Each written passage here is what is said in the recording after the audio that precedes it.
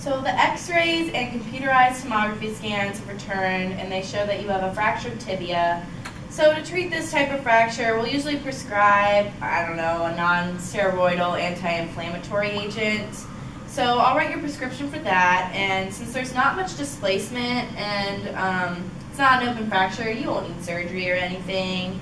And we'll give you a cast, and once that's all done with, you can put on a more functional brace, and physical therapy might be necessary. That's a lot of information. I feel pretty overwhelmed. What do those medications mean? How serious is my injury and how do I... Well, hold up. It's fine. You'll get the hang of it. Time will go on. You'll figure it out. And the braces are pretty easy to work with. And I'm sure you're great with your medicine.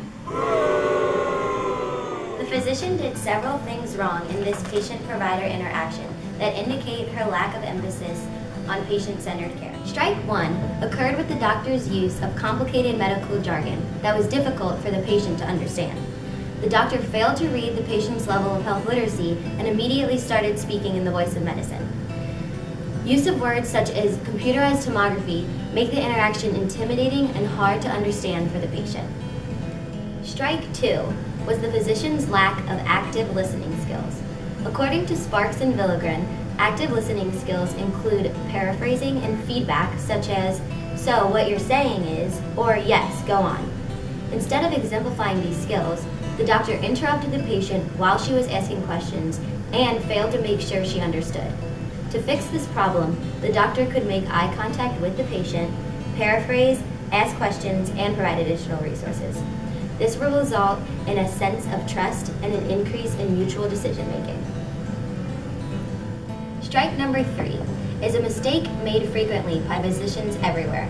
After spending 4 years in medical school, surrounded by other doctors, it is easy for a provider to forget that the patient does not have an extensive healthcare education.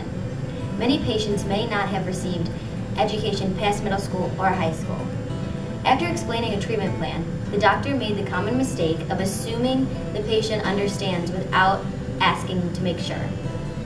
At the end of every patient-provider interaction, the provider should make sure the patient understands in order to increase the adherence to the treatment plan. Now let's see what happens when the doctor focuses on proper patient-provider communication. Hello. Hi. Okay, so I took an x-ray of your leg, and we found out that you broke your tibia, which is a bone in your shin. So to treat this, I'm going to give you a prescription, and I'll send it to your local pharmacy, and you can pick it up sometime later today after I fax it. So I'm going to recommend a cast initially. So you can put that on today, and then in a month you can come back and I'll get that removed, and we're going to give you a brace, and that'll just make your life easier. So how does that sound? Sounds really good. Do you think that I'm going to need physical therapy, and how is the bone healing?